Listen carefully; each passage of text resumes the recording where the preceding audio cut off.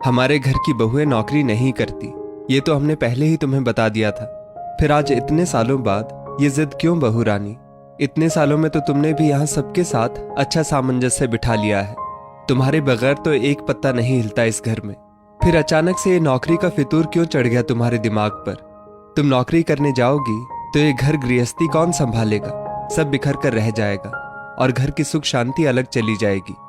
बेटा, हम दोनों बुढ़े बुढ़िया भी तो तुम्हारे ऊपर ही निर्भर हैं। शुक्ला सदन की मालकिन यशोधरा जी अपनी बहू जया को समझाते हुए बोली, माँ, आज तक आपके बनाए नियमों का पालन करती ही तो आ रही हूँ। आपसे मुझे कोई शिकायत नहीं है, बल्कि मुझे किसी से कोई शिकायत नहीं है। शिकायत है तो अपने आप से।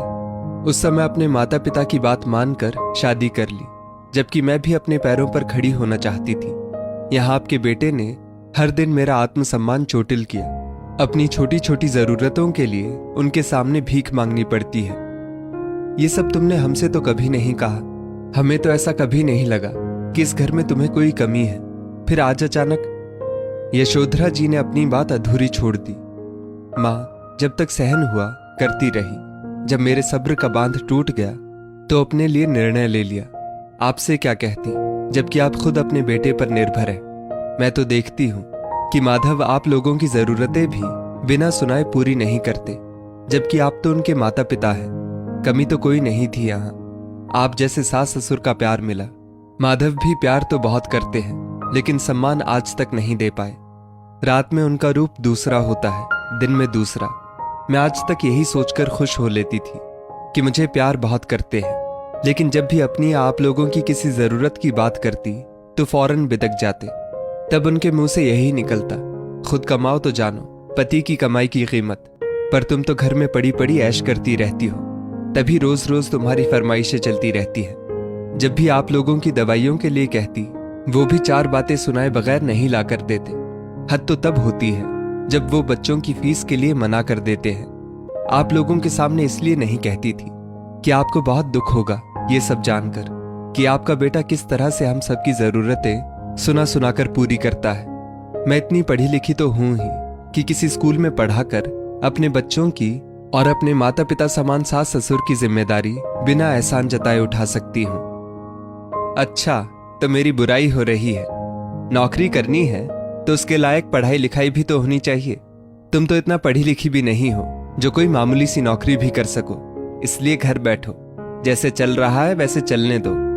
माधव व्यंग से हंसते हुए बोले, वो कोई कम पढ़ी लिखी नहीं है माधव। उसने एमए इंग्लिश से किया है और साथ में कंप्यूटर का डिप्लोमा भी किया हुआ है। जिस समय शादी की बातचीत चल रही थी, हमने ही जया के पिता को कहा था, आपने अपनी बेटी को पढ़ाया लिखाया, बहुत अच्छी बात है, लेकिन अब इसका सबके सामने ढिंढोरा पीटने से कोई फायदा नहीं, क्योंकि हमें पढ़ाई लिखाई की कोई जरूरत नहीं है।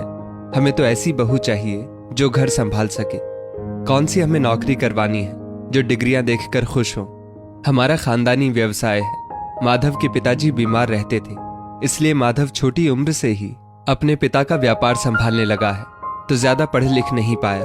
इसलिए हम नहीं चाहते कि उसकी पत्नी उससे ज्यादा पढ़ी लिखी हो, जिससे उसे कभी हीन बोध हो। लेकिन पढ़ी लिखी जया हमें बेहद पसंद आ गई। तब हमने उसके माता पिता से बात करके उसके पढ़े लिखे होने की बातें तुमसे छुपा ली, क्योंकि तुम्हें भी जया के पढ़े लिखे होने की बात पता चलती तो तुम भी शादी के लिए मना कर देते। उस समय जो बात छुपाकर हमने गलती की, आज उसे तुम्हारे सामने उजागर करके अपनी गलती सुधारना चाहते हैं। हमें नहीं पता था कि हमारा बेटा इतनी गिरी हुई मानसिकता का है, जो अपने माता पिता, पत्नी और बच्चों की जिम्मेदारी भी एहसान जताकर उठाता है, जबकि हमने, तुम्हारे माता पिता ने तुम्हारी हर जिम्मेदारी खुशी खुशी उठाई है। खुद कम खाया, पुराना पहना, लेकिन तुम्हें अच्छे से अच्छा खिलाया पिलाया पहनाया। बहू तुम्हारे माता पिता, तुम्हारे बच्चे और पूरे घर को संभालती है। क्या उसने कभी हम सबको सुनाया या एहसान जताया? हमें अच्छी तरह पता है, जब पानी सिर के ऊपर से हो गया होगा तभी बहू ने यह निर्णय लिया है, और हम उसके इस निर्णय में उसके साथ हैं। बहू तो आत्मनिर्भर बनेगी ही। आगे हम अपनी पोती को भी जब तक पढ़ा लिखा कर आत्मनिर्भर नहीं बना लेंगे, तब तक उसका ब्याह नहीं करेंगे, जिससे तुम्हारे जैसा कोई इंसान उससे ये ना कह सके कि अपने पति की कमाई पर घर बैठे बैठे ऐश करती हो।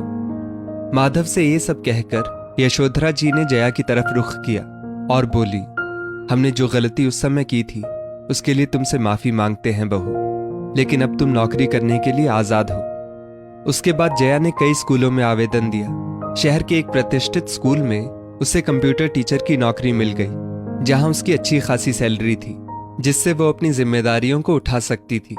माधव, जो जया को अपने से भी कम पढ़ी लिखी समझकर उसका अपमान करता रहता था, उसकी जरा जरा सी जरूरतें एहसान जताकर पूरी करता था, आज उसे अपनी पत्नी की कीमत समझ आ गई। जो पत्नी इस घर की उसकी खुशी के लिए इतने सालों तक अपना टैलेंट छुपाए रही, आज उसकी नादानियों की वजह से उसे आवाज उठानी पड़ी।